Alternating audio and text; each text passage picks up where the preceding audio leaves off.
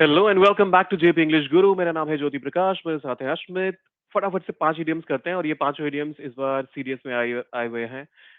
अश्मित, तो फटाफट से देखते हैं। पहला इडियम है आपके पास, वॉकिंग ऑन एग शेल्स।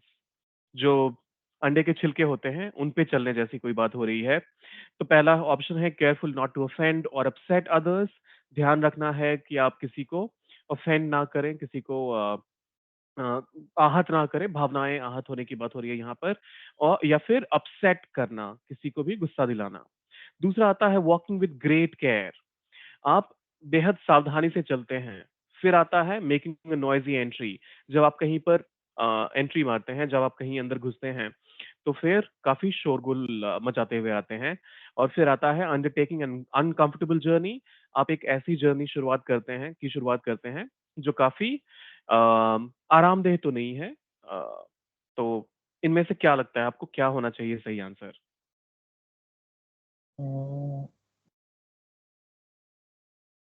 और option B, walking with great care.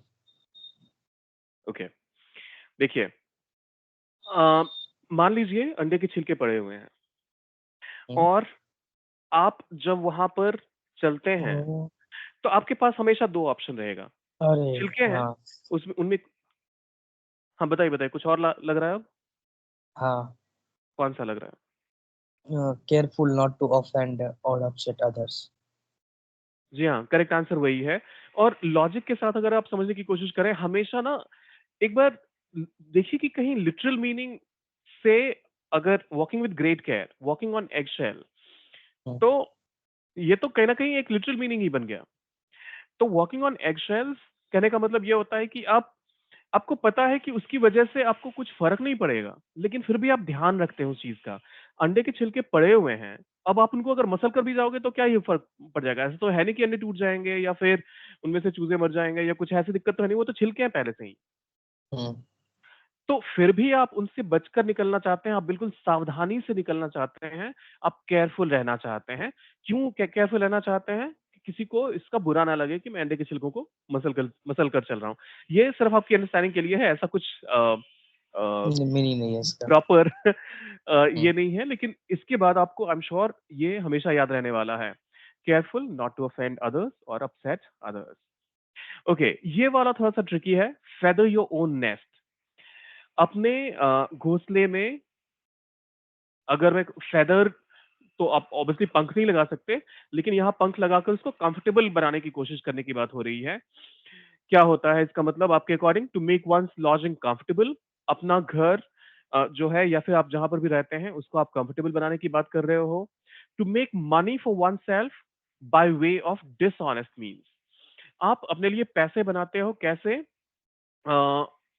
कुछ इलीगल काम करके या फिर कुछ जो ईमानदारी वाला काम है वो ना करके, कुछ डिसऑनेस्ट काम करके। तीसरा ऑप्शन आता है to look at something with a lot of pleasure. किसी चीज को बहुत ही प्लेजर के साथ देखना। और फिर आता है to make something more important than it really is.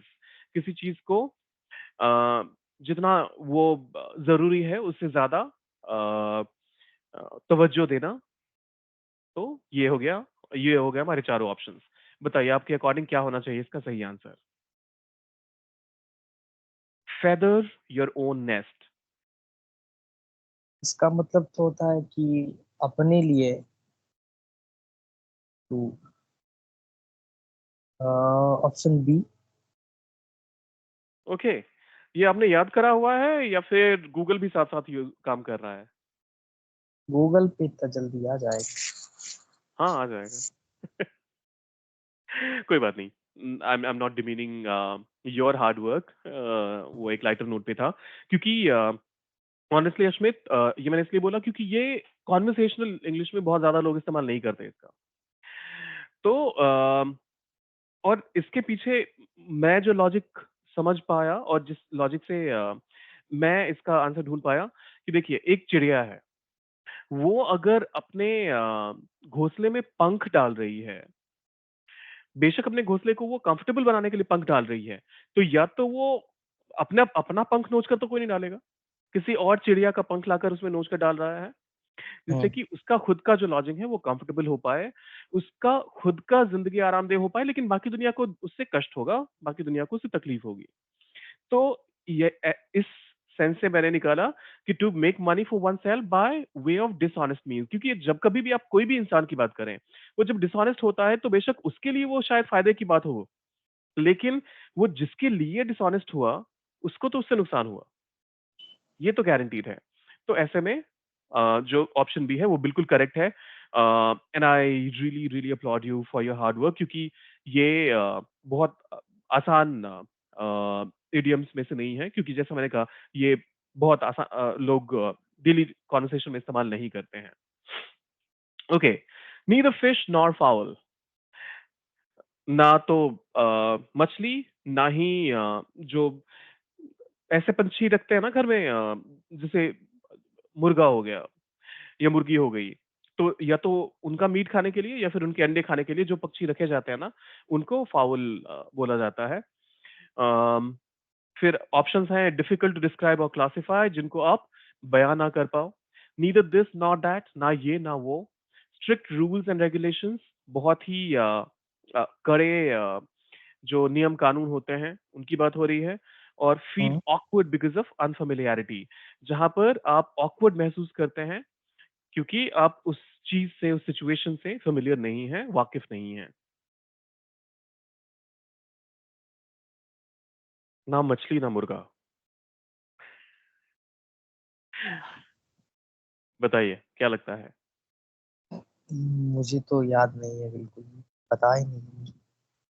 Okay, guess करिए। कोई कहता हुँ, है ना मछली, ना मुर्गा। Option D option D.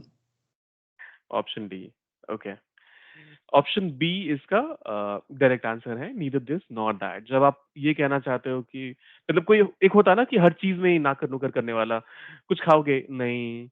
कुछ खाने को पूछा था क्या? हाँ, पूछा था लेकिन दिया कहाँ? हुँ, अभी दूँ क्या? नहीं। तो वो जो हर चीज़ में मीन मेक निकालना और फिर नाकर-नुकर करते रहना, उस केस में आप नीदर फिश नॉट, वो कहते हैं ना, अम, एक एक बड़ा ही इंटरेस्टिंग सा हिंदी का भी मुहावरा है इस पे, मुझे याद हुँ, नहीं आ रहा अभी। लेकिन हाँ, है, हिंदी में भी एक मुहावरा है, बहुत इंटरेस्टिंग। वो भी काफ़ी आम भाषा में लोग इस्तेमाल करते हैं। आइए 4th क्वेश्चन देखते हैं, एलिफेंट इन द रूम। तो the important topic, the unavoidable mindset, the obvious problem that is being avoided, the prized position in the room. The important topic, एक ज़रूरी मुद्दा, unavoidable mindset, एक ऐसा विचार जिसको अवॉइड नहीं किया जा सकता। The obvious problem that is being avoided, एक ऐसी समस्या जिसको कि लोग नकार रहे हैं, मानने को तैयार नहीं हैं। The prized position in the room, जो एक कीमती अ, चीज़ है कमरे के अंदर, उसकी बात हो रही है। तो बताइए, क्या लगता है इनमें से कौन-सा होना चाहिए? मुझे तो बी, सी में से लग रहा है, दोनों में से कोई एक होगा। बी या फिर C? The unavoidable mindset, okay, the obvious problem that is being avoided. अच्छा, ठीक है, एक को पिक करिए इन दोनों में से। वैसे आप सही जगह पर हो, लेकिन इन दोनों में से किसी एक को अगर पिक करना हो तो? C. C is the right answer. The obvious problem that is being avoided. देखिए, अगर कोई एक हाथी किसी कमरे में होगा, हुँ, तो कोई इंसान क्या चाहकर भी ऐसा, हाथी का बेशक बच्चा ही क्यों ना हो, कोई इंसान क्या चाहकर भी उसको नहीं देखेगा, ऐसा हो सकता है क्या? नहीं। Practically impossible. हुँ, अब ऐसे में, और क्या एक रूम हाथी के रहने के लिए सही जगह हो सकती है? नहीं। तो मतलब प्रॉब्लम है और सबको दिख भी रहा है और फिर भी लोग उसको अवॉइड कर रहे हैं। तो इसको ऐसे समझिए कि अगर एक हाथी किसी रूम के अंदर है और लोग उसको रहने दे रहे हैं वहाँ पर, तो एक ऐसी प्रॉब्लम है जिसको लोग देखकर भी नज़रअंदाज कर रहे हैं। Okay, the ship has sailed, ये कई बार रिपीट हो चुका है पास्ट में, और इससे मिलता-जुलता 1-2 और इडियम है। अ, वो एग्ज़ैक्टली कौन-कौन से हैं? एक बार मैं चेक करके बताता हूँ। मैंने नोट करा हुआ तो था। लेकिन तब तक आप फटाफट से देखिए, the matter is carried over, the matter is decided, the opportunity has passed, seeking new opportunities. आपको क्या लगता है इनमें से कौन-सा आपके अकॉर्डिंग सही आंसर होना चाहिए यहाँ पर? ये तो इजी है, option C. Option C, the opportunity has passed. कोई एक और ऐसा आपके पास आपके ज़हन में कोई ये हो जहाँ पर कि इडियम हो जहाँ पर कि सेम मीनिंग हो जिसका? याद नहीं आ रहा है बिल्कुल भी। ओके, देखिए एक तो है टू मिस द बोट, हम्म, तो उसको हालाँकि मिसिंग द अपॉर्च्युनिटी से लिंक करके देखा जाता है। और यहाँ जब आप कहते हैं द शिप हैज़ सेल्ड, तो वो टाइम के सेंस में इसका ज़्यादा इस्तेमाल किया जाता है। अम, ओके, मैंने कहाँ नोट करके रखा था? I think I am just not able to recollect. हाँ, मिस द बोट या फिर वाटर अंडर द ब्रिज, ये भी बहुत कॉमन है, ये भी पास्ट में पूछा जा चुका है। जब आप water under under the bridge कहते हैं, तब भी आप यही कहना चाहते हैं कि मतलब निकल चुका है, चीज़ें हाथ से निकल चुकी हैं या निकल अपॉर्च्युनिटी स्लिप हो चुकी है आपके अब हाथ में कुछ भी नहीं है। या फिर जब आप कहते हैं टू लिटिल टू लेट, अ, तो ये उस सेंस में आता है कि आपने बेशक उस चीज़ को अचीव करने के लिए शायद कुछ करा होगा, लेकिन काफ़ी देर से करा।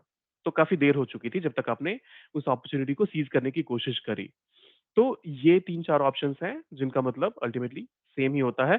थोड़ा-सा ऑब्वियसली क्योंकि 2 अलग-अलग इडियम्स हैं, तो कुछ ना कुछ माइन्यूट लिटिल डिफरेंसेस होंगे, लेकिन काफ़ी हद तक एक एक सिमिलैरिटी है इनमें। बताइए इडियम्स में कितना कंफर्टेबल महसूस कर रहे हैं? ये 5 की वजह से नहीं, ओवरऑल जो आपकी तैयारी है क्योंकि अब कितने दिनों के 13 दिनों के बाद एग्ज़ाम शुरू हो रहे हैं। जो मैंने पढ़ा है वो आ जाए तो बहुत अच्छा होगा। और पता है क्या अश्मित, इसके लिए जो हम्म, सबसे आसान टिप मैं दूँगा ना यहाँ पर, वो हम्म, ये कि प्रीवियस ईयर के सारे पेपर्स जहाँ से भी जो भी मिल पाएँ, जेएनयू का हो या फिर सीयूईटी का हो या फिर आपको हालाँकि आपने जो प्रैक्टिस सेट वगैरह भी मँगवाए हैं, वो भी उन्होंने भी काफ़ी अच्छा काम क किया हुआ है। लेकिन इसके अलावा भी आपको कहीं से भी जब आप एसएससी के भी पेपर्स क का भी अगर आप देखेंगे क्योंकि इन सबका अगर आप देखोगे ना ऐसा लगता है जैसे मिली-जुली सरकार है। यूपीएससी हम्म, में भी उसी लेवल वही इडियम्स आते हैं और एसएससी में भी वही इडियम्स आते हैं। अगर आप देखोगे सीडीएस में भी वही इडियम्स आते हैं जो 12th बेसिस पर एनडीए होता है। आई मीन सीडीएस तो ग्रेजुएशन लेवल पे होता है, लेकिन जो 12th लेवल पर एनडीए होता है, उसमें भी सेम इडियम्स आते हैं। तो इडियम एक ऐसी चीज़ है जो कि हर तरह के एग्ज़ाम में आपको सिमिलर इडियम्स देखने को मिल जाएँगे। अभी मैं आपको एक एग्ज़ाम्पल के तौर पे ये वाला इडियम दिखाता हूँ। ये मैंने इतने सारे एग्ज़ाम्स में देख लिया है कि मुझे लगा ये बताना ज़रूरी है आपके लिए।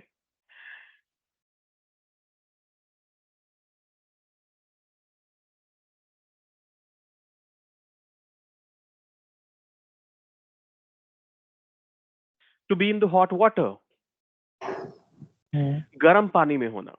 अब ये तो लिटरल मीनिंग हो गया, लेकिन जब आप ये कहते हैं और जैसा मैंने कहा ये बहुत सारे एग्ज़ाम्स में आ चुका है।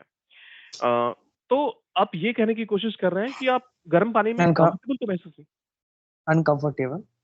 अनकंफर्टेबल होना और इसी तरीके से कुछ एक और भी इडियम्स हैं, तो मैं ऐसा करता हूँ कल एक बार फिर से इडियम का के कुछ और एग्ज़ाम्पल्स लेकर आते हैं। फिलहाल के लिए जो लोग ये वीडियो देख रहे हैं, अगर आपको भी कोई और इडियम डिस्कस करवाना है, तो फिर कमेंट में बताइए। मिलते हैं जल्दी ही। Till then take care of yourself and keep learning.